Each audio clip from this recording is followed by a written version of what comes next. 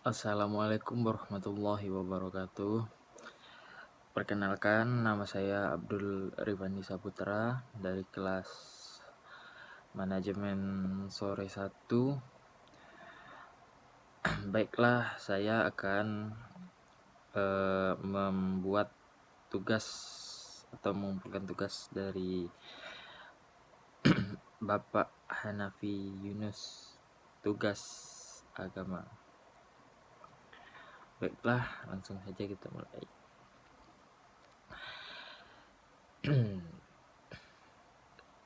Akidah Islamiyah. Dan barang siapa yang menaati Allah dan Rasul-Nya, mereka itu bersama dengan orang-orang yang dianugerahi, dinikmati Allah, yaitu Nabi, para sadiqin, orang-orang yang mati syahid dan saleh, dan mereka itu teman-teman yang sebaiknya.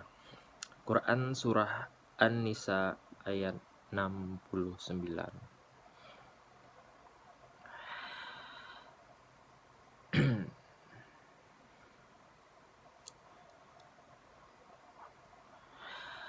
Akidah secara bahasa berarti suatu yang meningkat.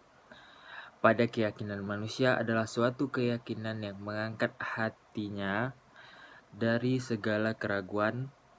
Akidah menurut terminologi syar agama yaitu keimanan kepada Allah Subhanahu wa taala,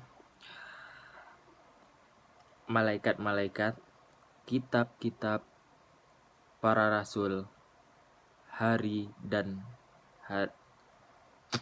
hari akhirat, dan keimanan kepada takdir Allah baik dan buruknya, dan itulah disebut dengan rukun iman.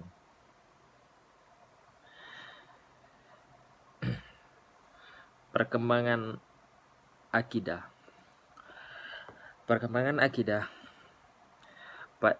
Pada masa Rasulullah SAW, akidah bukan merupakan disiplin ilmu tersendiri. Masalahnya sangat jelas dan terjadi perbedaan faham. Kalaupun terjadi langsung diterangkan oleh beliau, makanya kita dapat keterangan para sahabat yang artinya yang berbunyi, ketika diberikan keimanan sebelumnya baiklah saya ulang, kita diberikan keimanan sebelum Al-Quran. Nah, pada masa pemerintahan Khalifah Ali bin Abi Thalib, timbullah pemahaman-pemahaman baru seperti kelompok Khawarij.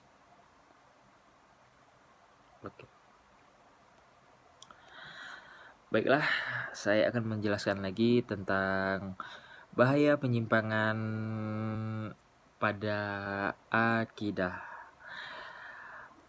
Penyimpanan pada akidah yang dialami oleh seorang berakibat fatal dalam seluruh kehidupannya. Nah, bukan saja di dunia, tapi berlanjut pada kesengsaraan yang tidak berkesudahan di akhirat kelak. Dia akan berjalan tanpa arah, yang jelas dengan penuh dengan keraguan, dan menjadi pribadi yang sakit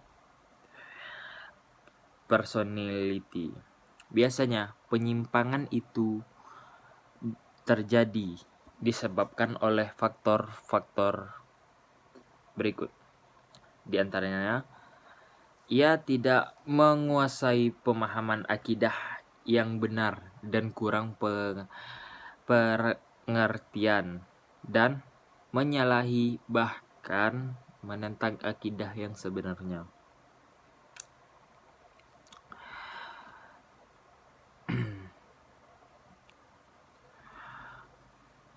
berlebihan, ekstrim dalam mengangkat para wali dan soleh yang sudah meninggal dunia sehingga menempatkan mereka setara dengan Tuhan.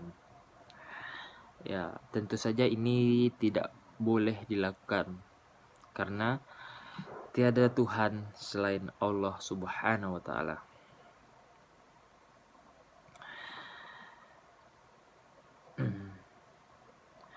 Surah An-Nahl ayat 97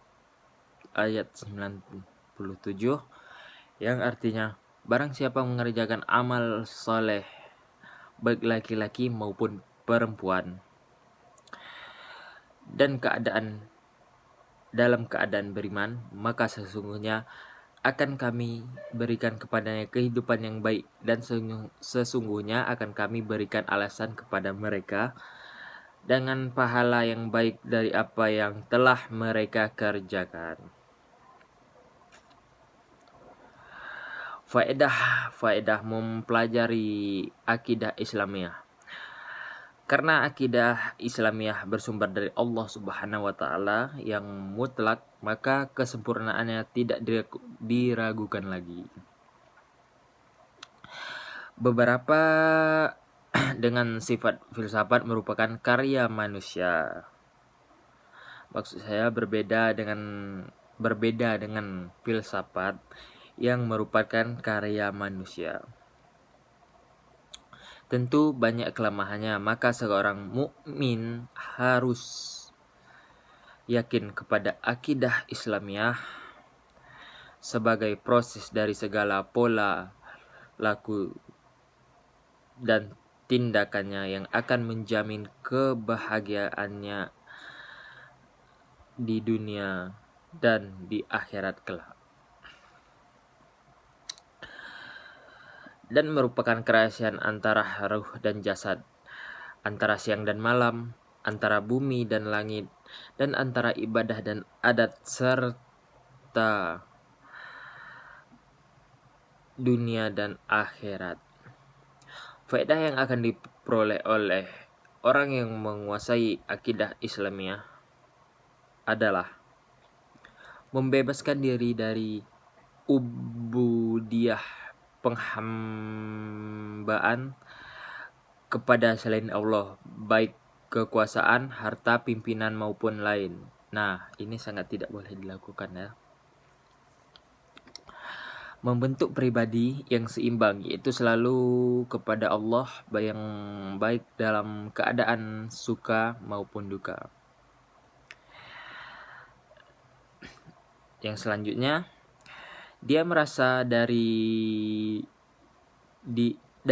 berbagai macam rasa, takut, cemas, takut kurang rezeki terhadap jiwa, harta, keluarga, jin, seluruh manusia termasuk takut mati, sehingga penuh tawakal kepada Allah Subhanahu wa taala. Akidah memberikan kekuatan jiwa. Sekokoh gunung, dia hanya berharap kepada Allah Subhanahu wa taala dan ridho terhadap segala ketentuan Allah. Akidah Islamiyah, jadi kesimpulannya adalah akidah Islamiyah adalah asas persaudaraan, uhuwah dan persamaan.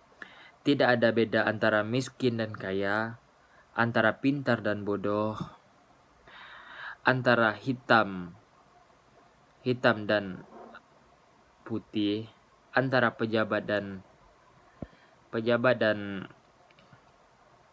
rakyat jelata, dan tanpa terkecuali takwanya hanya kepada Allah Subhanahu wa taala. Demikian ceramah singkat dari saya. Jadi jika kita mengamalkan akidah Islamiyah dalam kehidupan kita, maka kita akan seiring atau selalu dilindungi oleh Allah Subhanahu wa taala, karena sifat akidah Islamiyah itu berasal dari Allah Subhanahu wa taala. Beda dengan filsafat yang hanya datang dari manusia, tapi akidah Islamiyah berasal dari Allah Subhanahu wa taala. Baiklah, itu saja yang dapat saya sampaikan. Terlebih kurang saya mohon maaf, karena kesempurnaan milik Allah dan kesalahan milik saya. Saya tutup dengan wabillahi wal taufiq wal hidayah. Wassalamualaikum warahmatullahi wabarakatuh.